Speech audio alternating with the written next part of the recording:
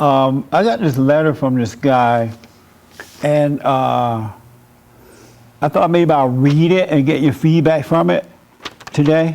Sometimes I do it when people write me interesting letters. Who can read really well here?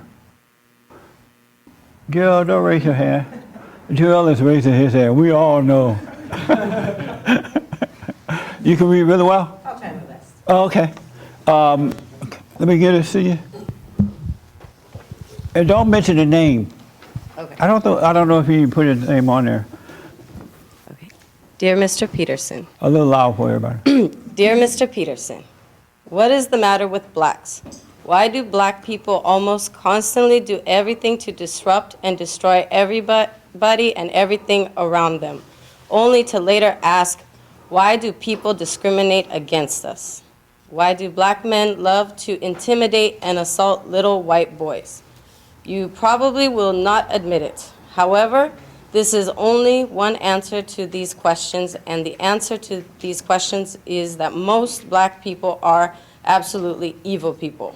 How much longer does society have to walk around the eggs of everything that is Black America? Have you ever been on the MTA Orange Line in San Fernando Valley? Blacks love to act like animals on that bus line, and nobody is allowed to do or say anything. Blacks love to act like animals on every other bus and train line, and bus operators do or say nothing. Even the slightest of eye contact with a black person results in the black person being insulted and responding with, "What you looking at, cuz? You want to, you want to fight?" Every day this goes on. In all of my 45 years of life, I have never known until the last couple of years what it means to truly despise. I'm not referring to the despising a situation, a single person, or personal or professional life disappointment. I'm referring to an actual group of people. Yes, Mr. Peterson, I'm going to say it. I've truly learned that it means to despise not just one person, however, an entire group of people. Yes, Mr. Peterson, I despise Black Americans. No matter how hard I try not to and ask God for help with this, I have no other way to convey the message on how bad race relationships are in America, and especially Los Angeles. Black people refuse to stop the chaos in the land of the free. Nobody is allowed to say it. If one responds to a black person with the answer of no, in response to a request to use a cell phone, give $1 or a lighter, blacks act like spoiled, rotten brats. Blacks do the bare minimum in any given type of employment scenario, and again act like spoiled, rotten brats when confronted. There are places in the city that 5 years ago people could go to and only be slightly concerned with their surroundings and their safety. Now those same places are places people cannot go to at all without being paranoid, because blacks have moved in and will not stop the destruction, disturbance, and physical violence. Black leaders, the Nation of Islam, the Nation of Urban League, black individuals or black groups with the authority and or influence, and the liberal entertainment community do not do anything to stop the mayhem. When this politically correct nonsense that all reinforces negative black behaviors finally come to an end? Sorry, that was a question. When will this politically correct nonsense that only reinforces negative black behaviors finally come to an end? Probably never. Los Angeles, many are convinced, is the epicenter of everything that is social, political, and black savagery. Almost every single aspect of life here is negatively affected by black repugnant behavior. Blacks do not want respect, equality, and opportunity. Blacks want to be hated, feared, and provided a constant stream of financial support at the expense of everyone else. And that makes blacks a truly heinous group of people. If God will not help us with these problems, who or what will? This time I'm not going to say yes. What do you think about the letter? Let her have it back. Thank you, buddy. Yeah, what do you think about the letter? I don't know. I think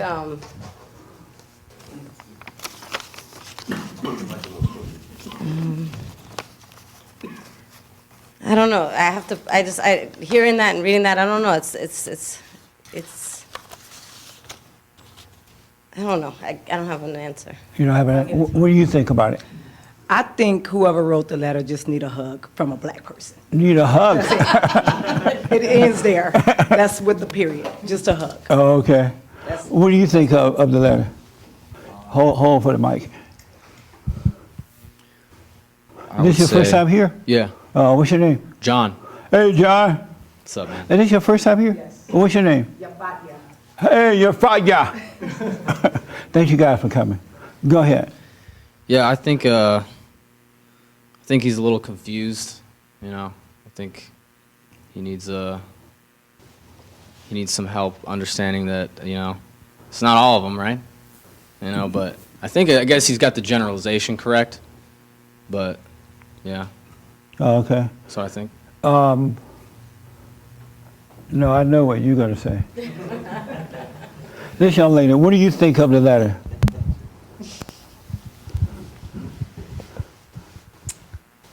I think he has hate in his heart, and it comes from when he was little. He has a lot of hate, Okay. and he's hurt. Well, that's for sure. You wanted to say something about it? Sure. Okay. Your impression of the letter. Yeah. I think it's two things. There are truths in the letter that we all see, but I think the person writing the letter attributes it to something. Their attribution comes from an evil place. Like it reminds me of what you talk about, like seeing color and racism. It's kind of like, I think that's what she's doing. She's just, she's ignoring the fact as to why these people are like this. And if she opened her eyes and had she Who is traveled, she? or he, it sounded like a woman writing it.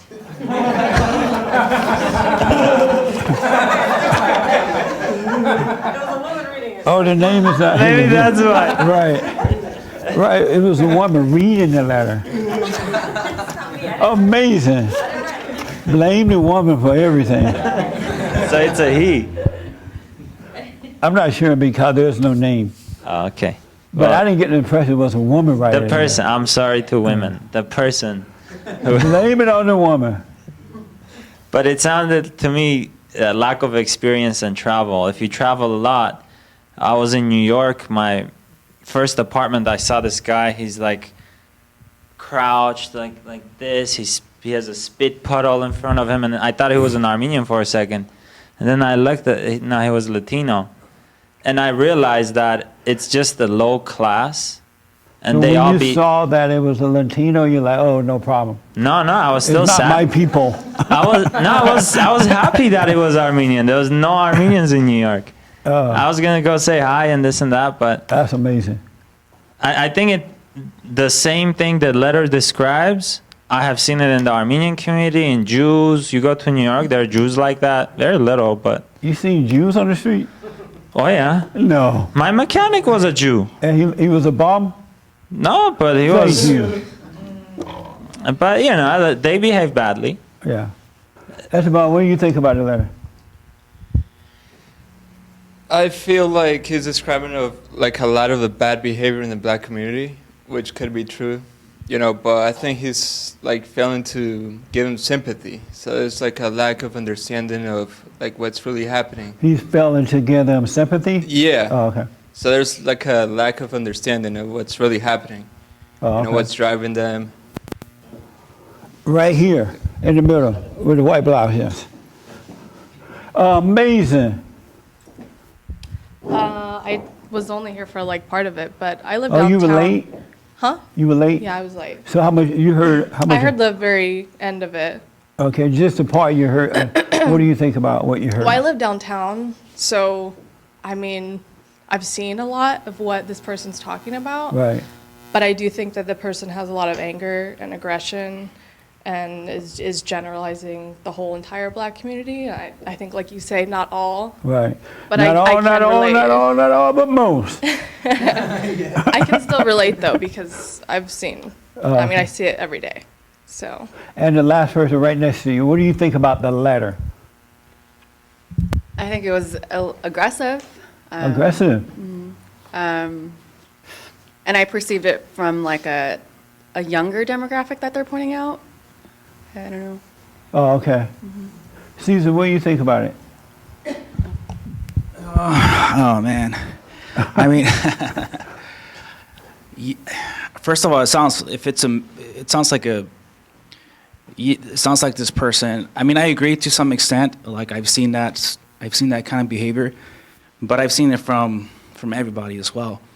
But I don't know I don't know how I feel about it, to be honest with you. The only thing I could say though is that because of this PC culture, it's like maybe if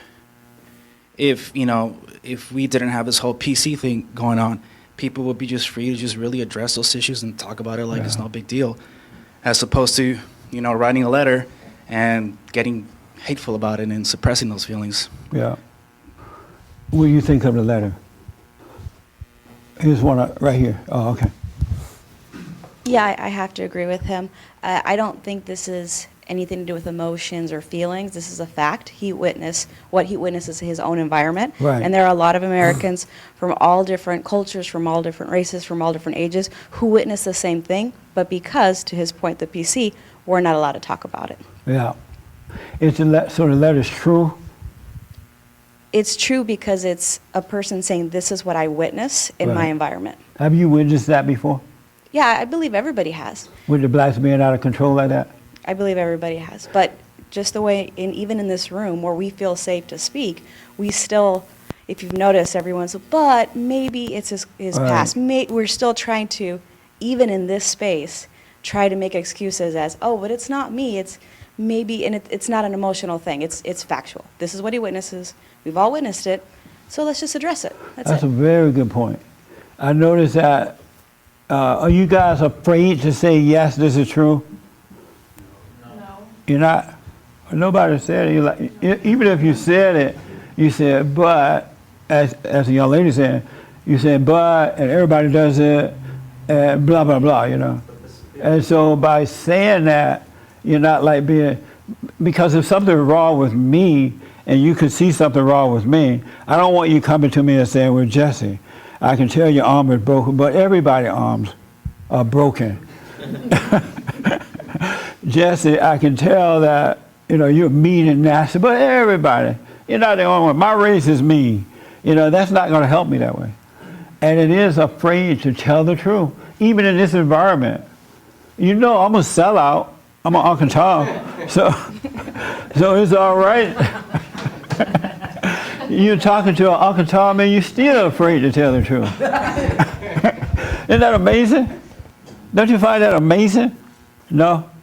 You can be honest with the Uncle Tom. Yes, that is such a really good point. That's why I ask, because I want to see how the people are going to respond to this letter.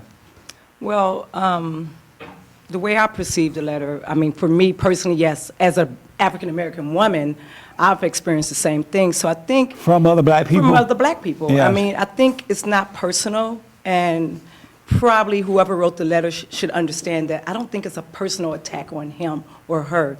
I think it's just something, it's a cultural thing, And a lot of times people take things as a negative, and it's probably not even a negative. It's just cultural sometimes. So when you're on the train and some black people running around calling you names and want to fight you, they do it to me. It's not personal. It's just, I look at lifestyle. Beat me up. That's not personal, right? I look at something that's going on with this. It's a deeper root. Right. So I don't think it's something, it's just, that's their way of reacting to things. And, I don't think it's personal, pointing the finger at a particular race. I think it happens to us all, because it's happened to me before. Has it happened to you from other races? Like, I mean, everybody has their way of showing aggression. So you've been attacked from Hispanics and whites and Asians? Absolutely, absolutely. Some of them are quiet about it. They might look at you a certain way, give you, a certain stare, The community that I live in, I witness it just from other, races every But if they single stare at you, you don't know what they're thinking. Well, if they may stare be at thinking, you, wow, that's a beautiful black woman. And you're thinking, oh, he hate me because I'm black. Why are you looking at me? No, if they stare at you, clench their purse. I mean, it's just. When they grab the purse. Yeah, it's just different ways. I don't think, and I don't even take that personal. Yeah. That's something that they're dealing with. I'm not going to inflict that on myself. Well, what do you think about that? I don't like the generalization of the letter, but I do admit I have been growing up. I was bullied by black people as well. So I mean, What? I was bullied. By blacks? Mm-hmm. Yeah. So I mean, but I was also bullied by Hispanics, and Why so, do you need to say I was also bullied by Hispanics when we're only talking about the blacks? What is making you say I was also? I kind of agree with what she's saying. It's very cultural. When you grow up in a rough area, people are very, I guess, defensive. And so it just depends on how you grow up and in the neighborhoods you grow up in. So if you, in response to this letter, what would happen if you say, yes, Jesse, this man or woman is right. I was attacked by blacks, and most of them are mean and nasty, and I'm afraid of them. I have to take my gun whenever I leave the house. What would happen if you said that straight up without saying Hispanics are that way or other people that way? What would happen right now if you said that? Probably, yeah, I would be called You'd be called a racist? Mm-hmm. And so that's why you can't be straight up about it? No, it's because it's not true. It's not everyone's like that. So I can't generalize it. Are It's you not- afraid of being called a racist? I've never been called. Yeah, it sounds You've never bad. been called a racist? No. Racist! Now you've been called one. Are you afraid of being called a racist? I don't know how to feel about. I guess I just never thought about being Oh, called okay. racist. All right. Yeah. You said you would be called a racist? If you spoke. Are you afraid of being called one? Hell no. Oh, you tough, huh? This is an alpha male. That's right, man. What's your nationality, your race? It's mixed. I'm Filipino, Puerto Rican, and Italian. Wow, you had two fathers or two mothers? No, it's two. How do you get three different bloods inside of you? I don't know, man. Do you have any questions for me? Yeah.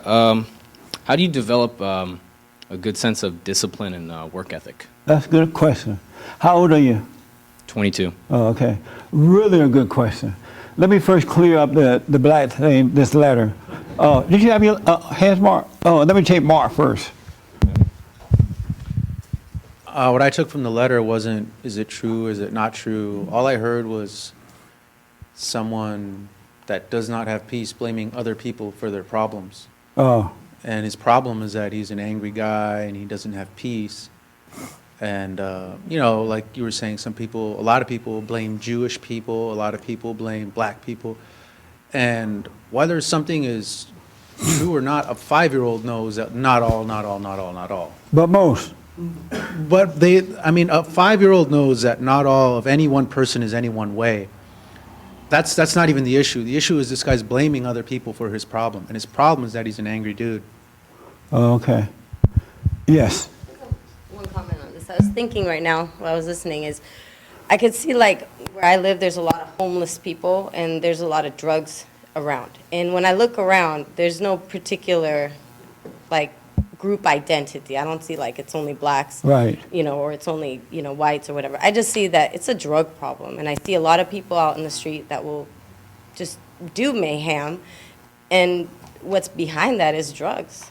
Oh, okay. So I think that maybe, there may be an element of that there's something to as it relates to the drug epidemic. Doug want the last comment on it. Yes, sir. I didn't when I was listening to it being read, I was just thinking that this is just something that somebody's saying. It's hard to tell if they're. Sometimes it can be misconstrued. Reading something and hearing it, it's like it's too hard. Or I didn't really care about that. I just was listening to what was being said, and to me it was like I could see it was true, but I could see, I could see that's totally true. It's happened to me several times, but You were attacked by blacks? yeah, when I was younger. You were young at one time? Just Okay, so when I read it, I thought, wow, this is so true. And I thought the reason is that way because not all, but most black people are not self-correcting. They don't correct themselves. And then in the black community, the families are not correcting the children because the parents are out of control. The whites are afraid to correct the blacks because of fear of being called racist. And most people are afraid of black people today. And since it's been going on for so long, and there are so many that are out of control, how do you know the good from the bad ones now, Because we as black people have not really corrected the situation. And I know of many cases where people have been on trains and at the parks and places, and they're being attacked by young black people, especially young black men and women. And this guy or a lady that wrote this letter, the problem is that they are not speaking up. And because they're not speaking up, due to fear or whatever, that anger is starting to turn back on them. Because have you noticed when you don't speak up, you get mad at yourself for not speaking up. And because the country has not spoken up about what's wrong in the black community, they're starting to hate them. And so everybody look the same and you can't really tell. You gotta, so the theme is you gotta start speaking up on the trains or wherever you are, because when people know that you're afraid of them, you bring out the worst in them. They do not, even with your kids, if you don't deal with your kids properly, they see that you're afraid of them, that you're going to spoil them, you're always telling them how wonderful they are, when we all know they're not wonderful. They start to hate you because they see you being weak. And the worst thing that you can have in life is weakness, which is fear. And so this person is feeling this anger because they're not speaking up. They're sitting on the train, wherever they're going, they're afraid to stand up for themselves. You got to start standing up for yourself. And the best way to do it, of course, is without the anger. You got to overcome that anger so you don't have fear at all. You can literally live a life without fear. And I'm a witness to that. I used to have fear, so I know what it's like to have fear. I remember growing up, I had the fear so bad, I would try to speak up. I'm like, next time I'm going to speak up, right? And then so like something would happen, and I could feel it coming up. I'm like, yeah, I'm about to do it, right? And then it get locked in my throat. And by the time I get it out, I had no power, no nothing, right? But once God took the anger away, he took the fear away. And so I don't have that to hold me back at all. And so you got to start speaking up to these people because they know that you are afraid of them. I was reading a report in Europe. It's going out of control there too. The blacks are out of control there. And I saw this report where a security guard, seemed like a security guard, tried to stop a young black guy or ask him something. He just pounded this guy in the face and knocked him out. And no consequences for that at all. And so when you allow them to get away with it, anybody, your kids or anyone, they get worse rather than getting better. And so when I ask you about blacks or anyone asking you about the black people, don't be afraid to just tell the truth. Don't say, well, yeah, but it's in my culture too, or that's not love. It's a weakness. And perfect love casts out fear. And if you're supposed to love everybody, and you love them by being honest with them, but don't resent them. And this guy's resenting, and as this continues, we're going to have a race war. And that's what the enemies of good want. They want us to have a race war, and then they come back and pass laws that put all of us in prison. We can't function. They take your guns away. They take your freedom of speech away because they want you fighting one another. You got to start speaking up. Really, that's what the problem is. And you don't have to say, yeah, but. And just speak the truth. It's not about everybody. It's about this situation. It's not about, the question wasn't about Hispanics and whites and Japanese and Chinese. It was about black people. And so we got to start loving black Americans enough to tell the truth. And if you're not like that, you're not going to, if you're a black person, you know that they're not talking about you. It's not like they said Sally James is a mean person, you know. But we got to be honest. How are we going to get it right if we don't just speak the truth? When Jesus spoke the truth, he didn't say, you liars, you bag of bones, you of your father the devil. But don't worry, everybody like that. My race is like that too. That's not love. That's not truth. And ladies, if you're dating a man or you meet a man and he's blaming someone else, dump him real fast. Beta male. Because real men are not afraid. They tell the truth. They just stand up for what is right. So be aware of that. So we got to be honest, folks. They have put fear in you, all in the name of Jesus. They said, well, if you say this about blacks, you're a racist, we're going to fire you. We're going to take your stuff. So they're controlling you. Don't let anything be more important than what is right. We're sons and daughters of God. We have to be the light of the world. And if they don't like you for it, forgive them. Forgive them. They can't help it. All right? Let me do this first, because I want to get to your question. I saw this young lady. You have your hair, right? Yes. I just had a question for you. I think you already addressed it, but how would you tell a person that is not black to correct a black person? Because I hate even saying we, black people rest on the fact that we know when we see a lighter face, they're scared to correct us, so it gives us license to act crazy. Yeah. So we lean on that, but then I feel like other races lean on the fact that they will be called racist if they try to correct a black person. Yeah, they got to overcome their anger and just tell them the truth. So should they correct them as a person or as a black person? Because I feel like if you throw in, all you black people act like that, so you should do this, that's what kind of fires up the situation versus saying you shouldn't plan on what you're going to say. Wait and see. Wait until you're in the situation.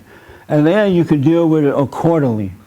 And if you're on the right side of good, you're not going to be thinking, you're going to see that the person is black, but when you are born again, you see beyond the physical. You see what's driving the person. And so you love that person enough to be honest with them. And if they get mad and start screaming and yelling or whatever and call you racist, you just kind of look at them like you're looking at a movie and think, wow, they're just trying to, they can't help it. You'll see that it's not personal. But because you don't overreact, you leave that truth with them, and it's the truth that brings on the change. They either accept it or reject it. And that's not your problem if they should do. Either way, really. If they accept it, it's fine. If they don't, suffer and die. It's not a big deal. Yeah, because it's even difficult for black people to correct other black people because sometimes I'm nervous to do it because I know what my people are capable of. Yeah. So I don't want to hear that. Even the words, it's like, I don't want to hear it. I don't want to get into an argument. You don't want to hear the words? Yeah, because I don't like confrontation. And my thing is, if you gotta say... I love confrontation. I live for it. But I hate it. Because it's a spiritual battle. And there's nothing like a good old spiritual battle. Because what it does, it allows you to see your relationship with God. It allows you to grow in that moment. Do not be afraid. And that's what they want. They want you to be afraid of confrontation. That's what it is, yeah. We use that. And I can say we because I've done it before, like when I was younger.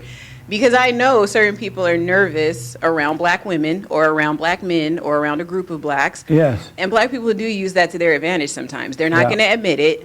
I will admit it. They do. And we do sometimes. That's why you got to overcome the fear so you can love all people the same. When you don't have anger, you love everybody the same. Absolute same. And it's just about it, even your enemies. I love my enemy in the same manner I love all of you. I love them the same. I'll be honest with them, but they don't like it, that's fine. But God said that we have to love everybody with his love, right? But you got to overcome that anger so you can do that. And that's the only way it's going to happen. Otherwise, you will be afraid of words and all that kind of stuff. I mean, if I was afraid of words, I couldn't even function. I'd be at home drinking some wine right now because I'd be, but words just roll off my back now. It doesn't matter at all. So you got to overcome the anger. Let me take right here. Then I got to get to this question, all right? I'm looking at the clock, and I'm going to try to end on time today. Yes. I'll be quick. I just want to share a personal experience. I grew up with a young black friend named Marcus. He was bigger than everybody else when we were in elementary school. And he learned this idea. Somebody gave him this idea that if he confronted somebody and got them to call him the N-word, he wouldn't get in trouble. And that turned into him getting in your face and saying, call me the N-word, call me the N-word. And when you say it, that would justify him beating your ass and taking your money. Yeah. Now, we are in church. Excuse me. Excuse me. When he said ass, he mean donkey. A mule. I grew up with him, and when we met, he was a nice kid and had a bright future. And I saw his life slip away by not having to adhere to the universal standard that everybody else does. I saw liberalism literally steal this young man's life away from him by not holding him to the same standard. That's right. And if you have two kids and you discipline one because you love them and you don't discipline the other, you're going to get one good and one bad. It's not a race thing. It's a culture. It literally has nothing to do with race. That's why we got to wake up, because the children of the lie have deceived us to believe it's about male or female, it's about race, it's about sexism, homophobia, Islamophobia, deadbeat dadism. It's really not about those things, not at all, not one iota. And it's so nice to wake up and see that. You're absolutely right, man.